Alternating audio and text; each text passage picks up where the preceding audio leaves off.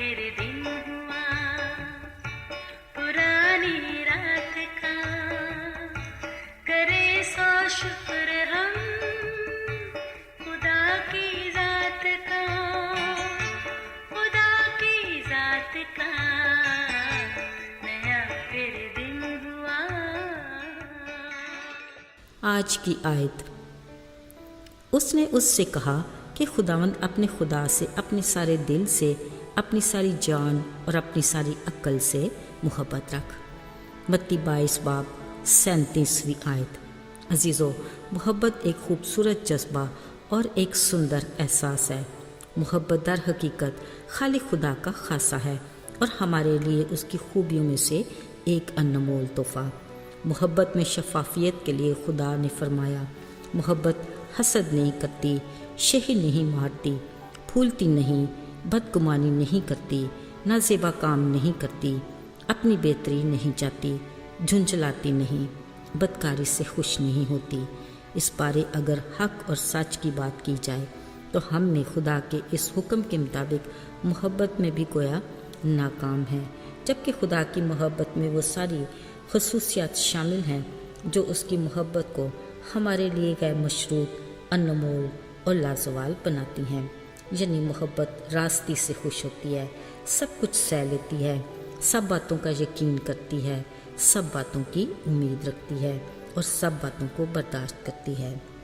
अजीज़ों, अगर हम खुदावंद अपने खुदा से ऐसी मोहब्बत रखते हैं तो फिर उससे बात करने, रफ़ाकत रखने की ख्वाहिश करना और उसके लिए वक्त निकालना कुछ दुश्वार नहीं।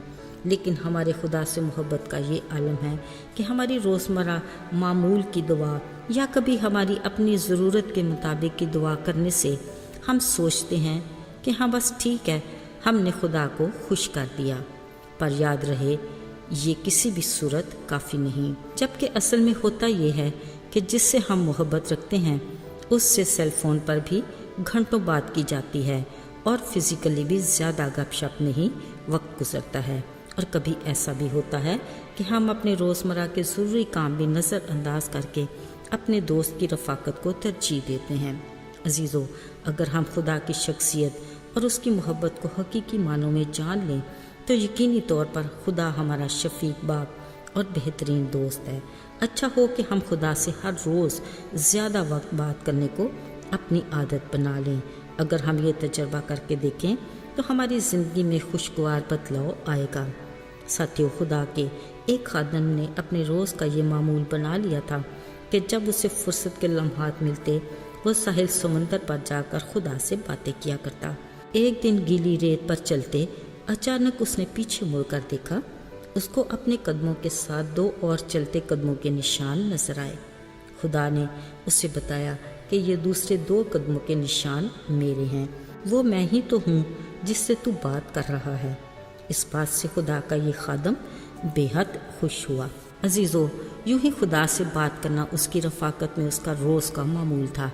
एक दिन खुदा का ये खादम किसी वजह से परेशान था, फिर भी वो साहिल समंदर गया और खुदा से बातें करता रहा। अचानक उसने पीछे मुड़कर देखा तो हैरान रह गया। फ़ौरन खुदा से शिकवा किया, कहा, मैं हर रोज़ रेत पर अपने साथ तेरे कदमों के निशान देखता हूँ, पर आज जब मैं परेशान हूँ, आज मैं तन्हा क्यों हूँ? खुदा ने कहा, बेटा, आज मैंने तुझे अपने और करीब करके गोद में उठा लिया है क्योंकि तू परेशान है, इसलिए रेत पर ये कदमों के निशान सिर्फ मेरे हैं। अजीज़ों, अगर हम इंसान खुद को ज़ी शऊर और मजबूत असाब का समझते हैं, मगर असल में हम मनफी सोच और किरदार के मालिक हैं जो अपने खालिक की बेइंतहा मोहब्बत और अपने साथ लाजवाल रिश्ते को समझ नहीं पाते।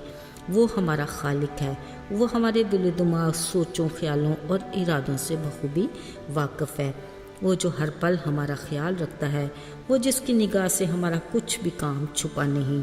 हम उससे भी बात करने में अपनी मसरूफियात को ले आते हैं और सुबह से शाम तक कदम कदम पर मिलने वाली बरक़ात का शुक्रिया अदा करना भी भूल जाते हैं।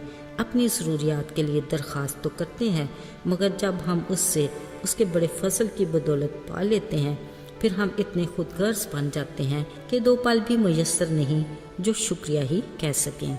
अजीज़ों, बुरा वक्त गुजर जाता है, अच्छे हालात आ जाते हैं, ज़िंदगी खुशहाली से गुजर रही होती है, चंद लम्हात के बजाय फुर्सत के कई घंटे मुयस्सर भी होते हैं, मगर सब कुछ देने वाले से रफ़ाकत तो दूर की बात है, शुक्रिया कहने का मौका भी नहीं मिलता।